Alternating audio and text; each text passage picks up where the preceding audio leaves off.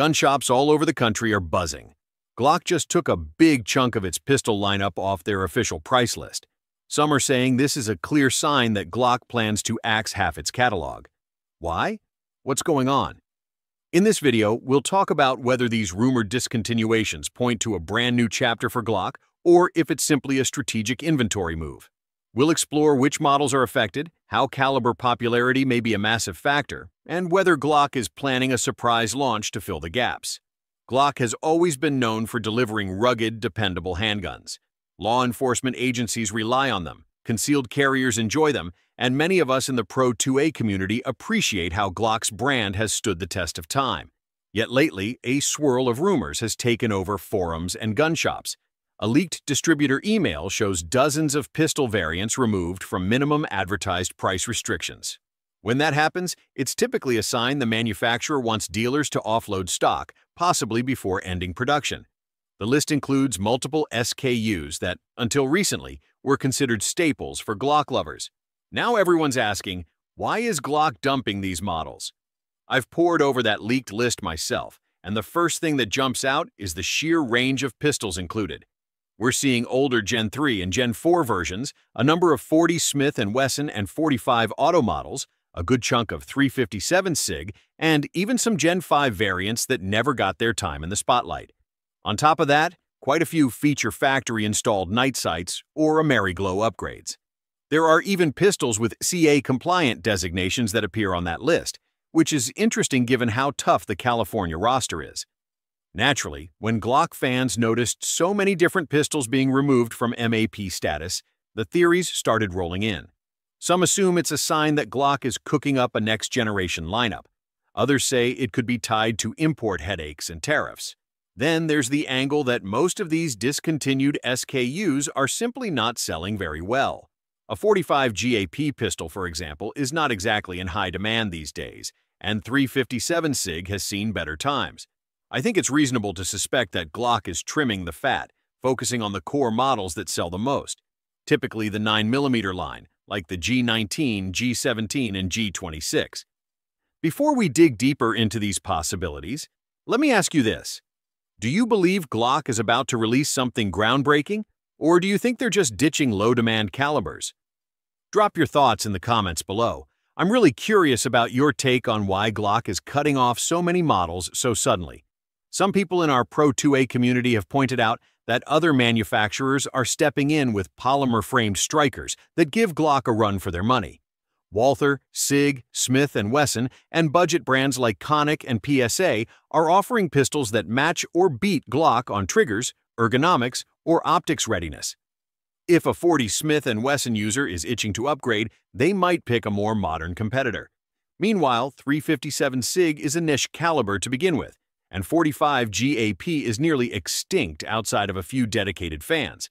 It makes sense that Glock would want to stop throwing resources at products that don't have enough buyers. Another factor is the broadening range of 9mm pistols that have overshadowed heavier calibers. More agencies and individuals are going with 9mm because it's less expensive, easier to shoot for many folks, and magazine capacities are higher. We've witnessed a massive shift in law enforcement from 40 back to 9mm. So if police departments are no longer purchasing 40 Smith & Wesson handguns the way they used to, Glock's 40 line may be left collecting dust. That could explain the big chunk of G22, G23, and G27 variants, all of which were once ubiquitous with law enforcement, appearing on that rumored list for possible discontinuation.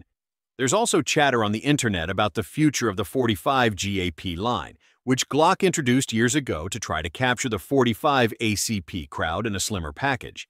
It never really took off beyond a small circle of enthusiasts. Similarly, 357 SIG might be a fierce round, but it doesn't have the sales volume that 9mm or even 45 ACP commands. I love ballistic variety, but in a market that's become saturated with new pistol models every year, Glock may not want to keep pushing out niche calibers that only a small fraction of buyers will pick. On top of the caliber conversation, the generational aspect is huge. Gen 3 Glocks were introduced in the late 1990s. They had a fantastic run, but now face stiff competition from other brands with modern features. Some shooters find Gen 3 Glocks a bit behind the times compared to, say, the Walther PDP or the SIG P320 series with their modular capabilities. While Glock did roll out Gen 5 to address some modern demands, older generations still lingered on the market, partly because certain states, especially California, only allow Gen 3 Glocks, and some folks just prefer them. If Glock is preparing a brand new generation or reworking its current design, it's logical that these older variants get phased out. This leads us to the swirling Gen 6 rumor. The interwebs is ablaze with the idea that Glock is clearing out space for an all-new generation, possibly featuring improved ergonomics, ambidextrous controls, or even a chassis-based system.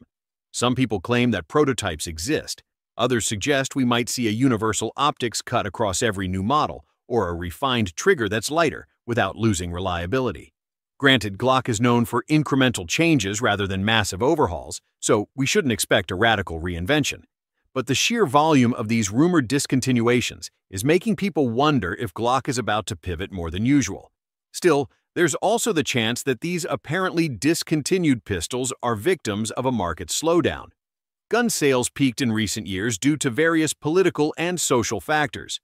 Now, with the panic buying easing off, Glock could be sitting on warehouses full of less popular SKUs. When companies have too many items that aren't moving, it makes sense to pull them from MAP, discount them heavily, and free up resources. Glock is a business, and it's never been shy about focusing on what sells best.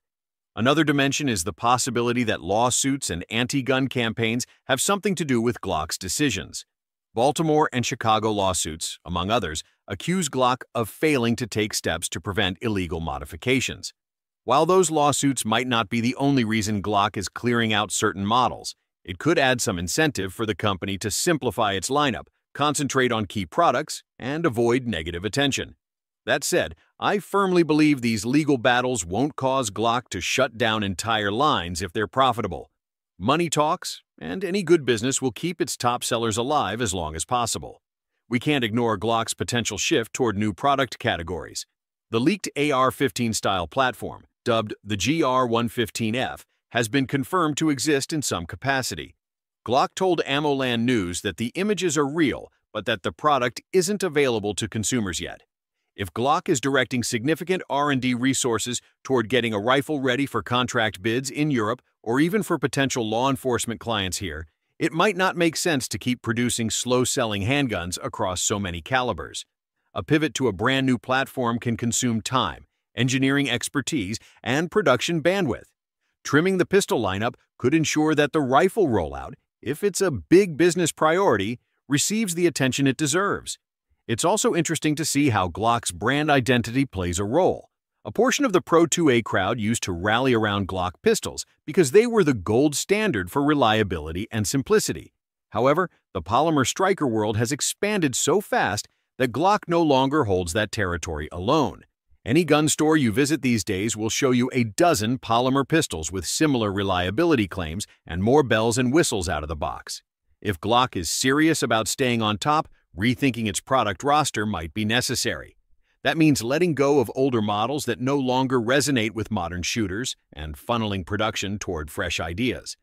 We also have to remember that Glock is well known for controlling its brand carefully. The company might be confident that the G19, G17, G26, and certain MOS variants of the Gen 5 will continue dominating the market. Meanwhile, 40 or 45 GAP pistols might be a burden on production lines. If Glock's new focus is on 9mm and possibly a hot new rifle, it makes sense to stop pushing peripheral models that have seen declining sales. Or maybe they plan a brand new line of big-bore pistols that are more competitive and refined. Either way, the items on that rumored list might be sacrificed to create a leaner product selection. I want to pause a moment and ask you, do you think Glock is dumping these models because they have something enormous in store? Or is this simply about cutting ties with pistols that don't make enough money? Share your take in the comments. I'm genuinely interested in how you see this playing out. With so many rumors flying around, the best part is hearing what fellow Pro 2A folks think about it, especially if you're considering a new Glock purchase or stepping outside the brand entirely. Some shooters point to the success of other companies that are pumping out new lines every year as proof that the old Glock formula needs a major refresh. The trigger alone is a sticking point for many. Walther, for instance, is praised for having a smooth, crisp pull out of the box. The SIG P320 has gained a tremendous following, especially with modular grips and calibers. Meanwhile, Glock's approach remains mostly the same. They adjust the grips slightly, improve the barrel rifling, and call it a day. That's always worked for them, but maybe it won't forever. If they continue releasing minor tweaks every 5 years while the competition leaps forward, they risk losing more ground. Then again, Glock built its empire on reliability. When it comes to a life-or-death situation, many shooters choose a proven platform over fancy features. Glock may well be betting that no matter how many flashier pistols enter the market, there will always be a strong demand for that familiar, reliable design. They might be correct, but it's still odd to see them move on from so many models at once, especially some that were fairly recent. We also have to look at potential manufacturing changes. Glock famously produces pistols in Austria and in Georgia. If tariffs or supply chain constraints affect certain overseas parts, the company might be prioritizing domestically manufactured models, letting older Austrian SKUs slip off the roster.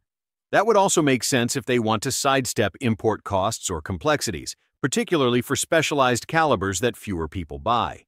Given all these factors, I'm convinced that Glock is positioning itself for a major shift. We don't have bulletproof evidence that Gen 6 is rolling out next week, but we've seen enough patterns in the firearms industry to suspect that a big announcement may be on the horizon. With more than 30 years of brand loyalty behind them, Glock isn't going to vanish, but they might be trimming the branches in order to grow a new trunk. Be it a new generation of pistols, a first-of-its-kind Glock rifle, or perhaps a more streamlined product line that focuses on the best-selling models. Nothing says they have to keep producing every caliber under the sun forever. Maybe it's just me, but I'm excited to see if Glock is getting ready to surprise us with something that counters the concerns about stale designs and aging features. What do you think? Comment below, and please like, share, subscribe, and click on the bell icon for more of these videos. Thanks for watching. If there's one thing that keeps this community energized, it's a good debate about our favorite firearms. Whether you think Glock is the pinnacle of reliability, or you believe it's time they shake up the blueprint, now's the perfect moment to weigh in.